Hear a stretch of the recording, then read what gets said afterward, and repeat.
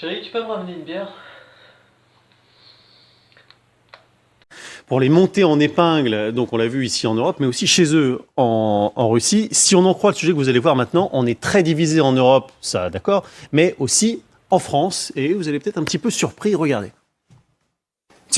L'Europe se casse la tête pour trouver comment ne pas mourir de froid cet hiver. Alors que les prix de l'énergie donnent déjà le tournis, le sentiment d'impuissance et de choc face à la situation se traduit par des manifestations. De plus en plus de gens réalisent que cette crise aurait pu être évitée sans les sanctions contre la Russie et que quelqu'un doit répondre de leurs conséquences. Paris gronde. Samedi, des centaines de manifestants sont descendus dans les rues de la capitale française. Les participants à l'action Résistance protestaient contre la politique des autorités qui, selon eux, n'aident en rien la population à supporter les conséquences de la crise économique. Dans leur bouche, un seul slogan, Macron démission. Macron, в отставку. Et voilà, il n'y a pas eu de manifestation ce week-end, ça n'est pas du tout vrai. Magali Barthès, on est en plein ici dans la propagande russe auprès du peuple russe. Oui, pour leur faire croire qu'en effet, l'Europe se divise selon les calculs de Vladimir Poutine. Donc c'est vrai qu'on voit bien la façon dont ils ont de détourner des images, y mettre leurs propres sous-titres pour en effet marteler que tout se passe comme prévu. Voilà, il n'y a pas eu de manifestation ce week-end, ça n'est pas du tout vrai. Il n'y a pas eu de manifestation ce week-end.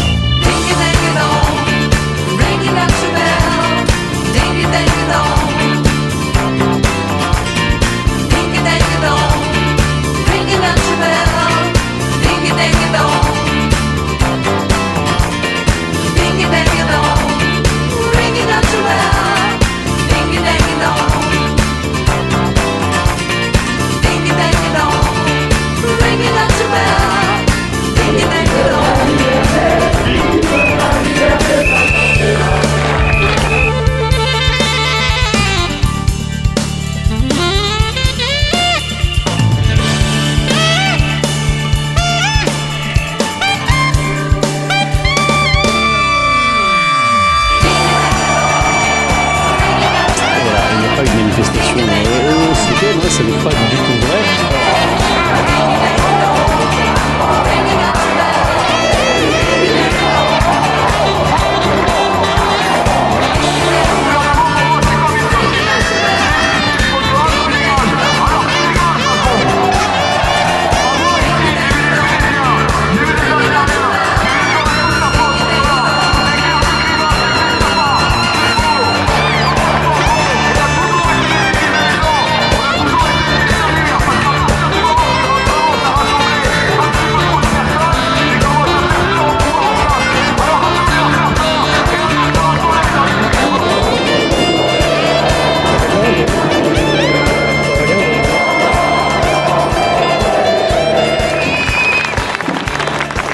Cette crise énergétique pour laquelle on nous parle déjà de rationnement, de pénurie, de coupure d'électricité, peut-être même de carte carbone, entendez passe énergétique, passe climatique.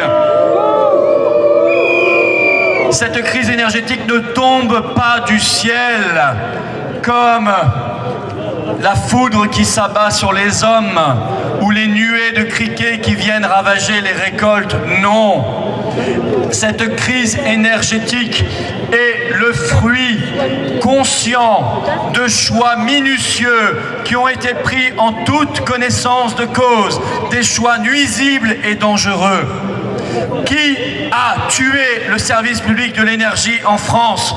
Les gouvernements successifs sous la haute bénédiction de l'Union européenne qu'il faudra bien que nous quittions par le Frexit. Frexit. Frexit. Frexit. Frexit.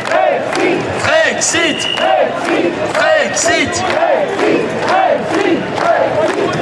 Qui a dit qu'il fallait fermer 14 réacteurs nucléaires avant de dire qu'il fallait rouvrir 14 réacteurs nucléaires? Emmanuel Macron. Qui a décidé des sanctions anti-russes qui sont en fait des sanctions anti-françaises? Pensée particulière ici pour notre champion national Bruno Le Maire. ce cher Bruno, qui devait mettre à genoux l'économie russe et qui doit aujourd'hui, jour après jour, constater qu'il n'a mis à genoux qu'une seule chose, l'économie française, n'ayant plus que ses yeux pour pleurer sur la faillite annoncée et réalisée déjà d'industries françaises qui ferment les unes après les autres, laissant sur le carreau des milliers et des milliers de chômeurs. Ces chômeurs-là n'ont qu'à se tourner vers qu'un seul responsable et coupable, Emmanuel Macron. C'est bien lui et toute sa clique qui devront rendre les comptes. Et qu'on ne nous parle pas d'écologie. Non.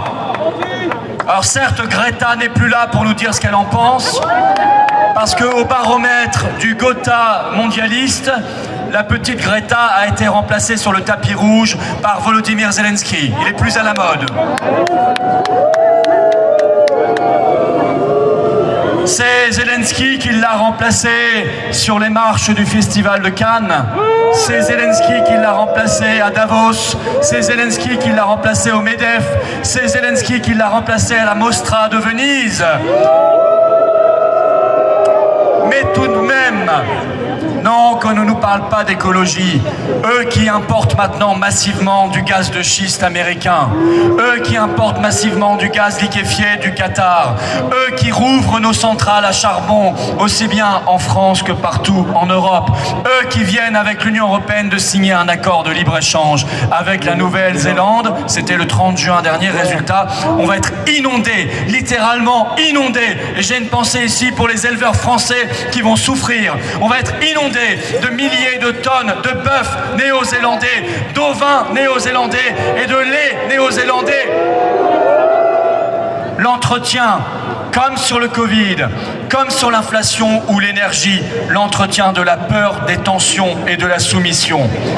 Eh bien, je vous le dis, cette guerre n'est pas la nôtre. Nous ne voulons pas des guerres de Macron.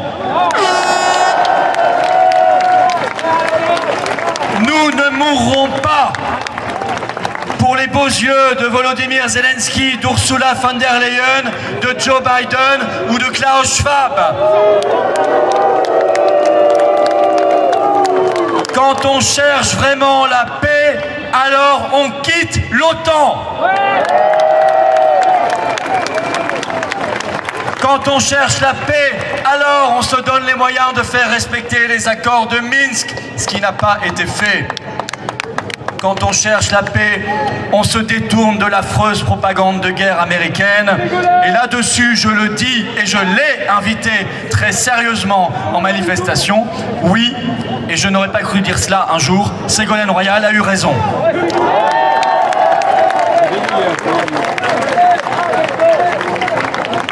Tous les toutous de l'OTAN depuis aboient contre elle, mais nous n'avons pas oublié les mensonges du Kosovo, les mensonges de Libye, les mensonges de l'Irak, les petites fioles de Colin Powell devant l'ONU. Non, nous n'avons pas oublié. Et j'aimerais avec vous que notre France, notre belle France, notre France éternelle, redevienne aussi belle et rebelle qu'elle l'a été. Notre France gaulliste, notre France qui porte haut le panache de la liberté, de l'indépendance, du non-alignement. C'est cette France-là que nous appelons de nos voeux. C'est cette France-là qu'on va rebâtir ensemble.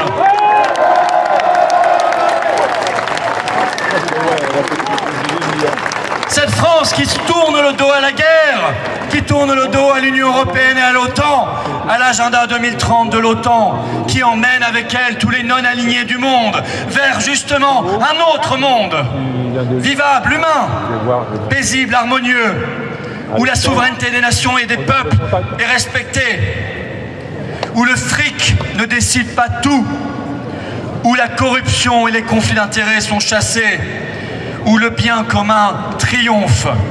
C'est cette France de nos héros, cette France de notre cœur que nous portons haut et fort ici. C'est cette France-là que la résistance aime. C'est cette France-là que nous ferons, je vous le promets, renaître ensemble pour nous et les générations qui viennent.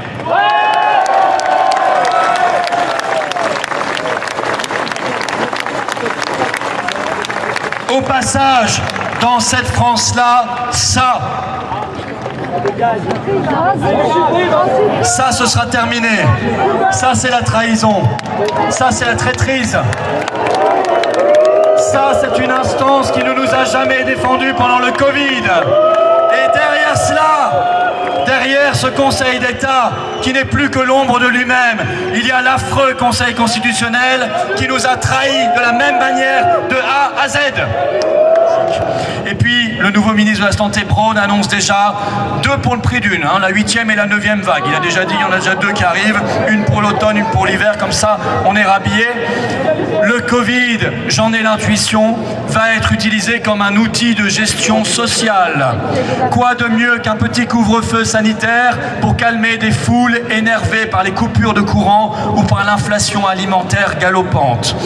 Les appétits des grands labos devront également continuer d'être dénoncés. Et là, j'alerte tous les parents, attention, ils n'ont pas lâché l'affaire vis-à-vis des enfants. Il faudra, vous parents, que vous preniez vos responsabilités pour protéger vos enfants. Oui, nous n'en avons pas fini avec cette affaire. Nous avons gagné les batailles, mais nous devons gagner la guerre jusqu'au bout.